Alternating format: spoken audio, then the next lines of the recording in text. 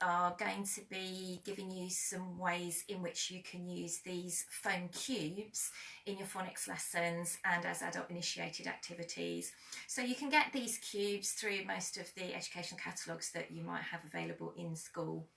Today's activity is called Silly Sentence Cube Game or Silly Caption Cube Game, and it involves 2 dice. The first one is going to have nouns and noun phrases written on it in green, and the second cube is going to have ends of sentences written on it in red. I tend to use a colour-coded system so that the first cube is always green for go and the second cube is always red for stop, so the children know the order to put them in.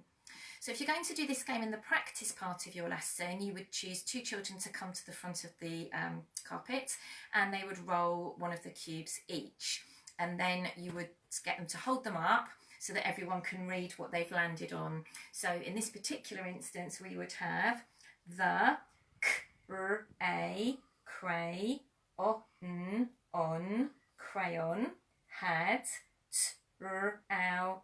trouse, trousers on. The crayon had trousers on, and they'll find that quite amusing. Hence the silly question cube game.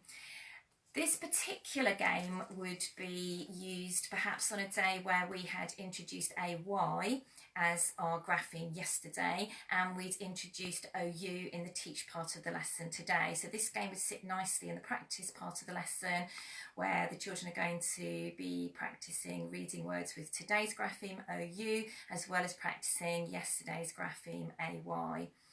If you would like some cube games that have already been prepared for silly captions and sentences, and you have access to the gold resources on my website, you will find sets of these all ready to cut out and use in phase 2, phase 3 and phase 5A.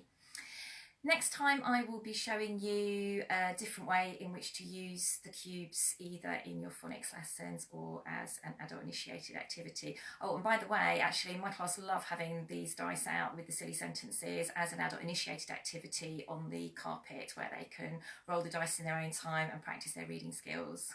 See you next time.